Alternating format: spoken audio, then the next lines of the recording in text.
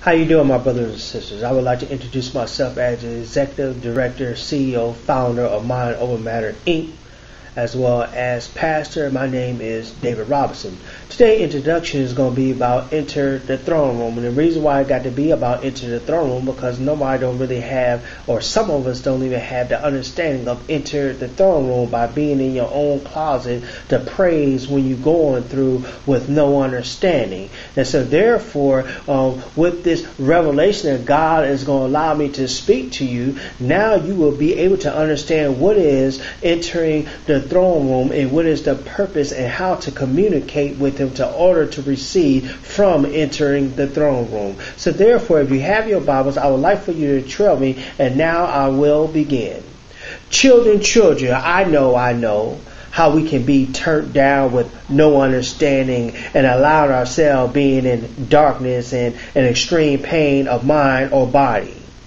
Being drained with no understanding but full of darkness of the mind, running to different idols of the world, sex, gang violence, drugs, or suicidal thoughts. Or maybe perhaps we've been molested. Being a bully with no understanding. What is a word for me? Tell me what you mean entering the throne room. Well, enter means to take possession, as to enter upon one inheritance. So that means that when he say take possession, go into your closet and take possession what have been taken for you by speaking to him, communicating with them. Now I want you to go to Psalms chapter 100 verse 3 to 4, and this is what this says. Acknowledge that the Lord is God. He made us and we are his people, the sheep of his pastures. Enter his gates with thanksgiving and his courts with praise. Give thanks to him and praise his name. So therefore, you have to show God the appreciation that he allowed you to live. You got to give him the understanding that you know how to communicate with him about a love and a passion that you have in your heart for him. Therefore, what that means is close in space, a time of thought. That means that you have to have your quiet time, your peace of time to order for you to communicate with God. Now, I want you to turn the page to Isaiah chapter 22, verse 22, and this is what this says. I will place the key of the house of David on his shoulders.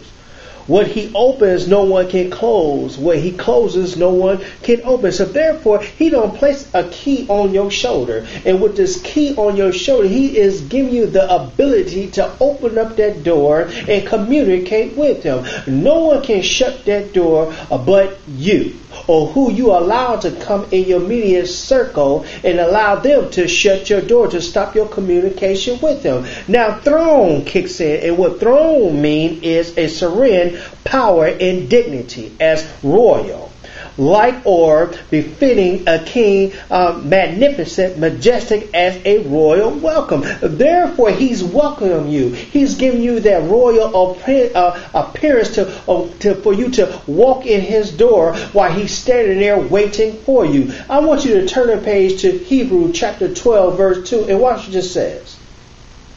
Keeping our eyes on Jesus, the source and the perfecter of our faith, who for the joy that lay before him endured a cross and despised the shame, and has sat down at the right hand of God's throne. So therefore, he done gave you power when you communicate with him. And so if he gave you power to communicate with him, and anyone try to downsize you, God is knocking them out the box, because you are communicating him without no shame. You are not forgetting where you come from. And see, when you forget where you come shamed in his favor, because he didn't want to allow you to live. He didn't want to give you the understanding of the salvation. So don't get it twisted and thinking that he died for us for nothing. Therefore, room means extent, the space or amount to which anything is extended, the size, length, or bulk of a thing. Now, he talking about a room size. He said that you can go inside any type of room to open up the doors, bombard heaven, and communicate with him. There's no room that's smaller that you cannot speak. There's no room that's bigger where you cannot speak. As long as that he gave you that key and you use that key correctly, the door is going to always stay open. Now, I want you to turn the page to Revelation chapter 3, verse 20, and watch what he says. Listen, I stand at the door and knock. If anyone's hear my voice and opens the door, I will come in to him and have dinner with him and he with me. Therefore, he's telling you, knock at my door. I'm here waiting for you. My ear is listening. I'm hearing you. But you have to knock. You got to communicate with me. The more that you communicate with me, I'm going to sit. I'm going to comfort you. I'm going to have dinner with you. That's why I want you to turn the page to Proverbs chapter 3, verse 13. And when it's saying happy, and it says, happy is a man who finds wisdom, who acquires understanding. You can only get understanding from God.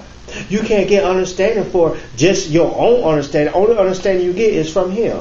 Now, I want you to understand find. Find means go to Matthew chapter 7, verse 7. It says, keep asking, and it will be given to you. Keep searching, and you will find. Keep knocking, and the door will be open to you. You got to keep searching. You got to keep knocking. Quit allowing individuals to bring your past or whatever that they hold against you to stop you from knocking at His door. The more that you allow yourself to stop knocking at His door, the more you will not receive, because you downsizing God. And all that I can tell you is keep knocking, stay focused, because He the only one who can knock the walls down for you. He the only one who can consistently keep His arms wrapped around you. He's the only one that's not going to be ashamed of you. He's the only one who's going to be able to lift you up. He's the only one who can put wings on your back to give you strength to continue to fly through any type of spiritual warfare. He's the only one to wake you up. He's the only one to feed you. He's the only one to quench your thirst. Now I leave you with this. God bless you. Stay in tune. I'll see you then.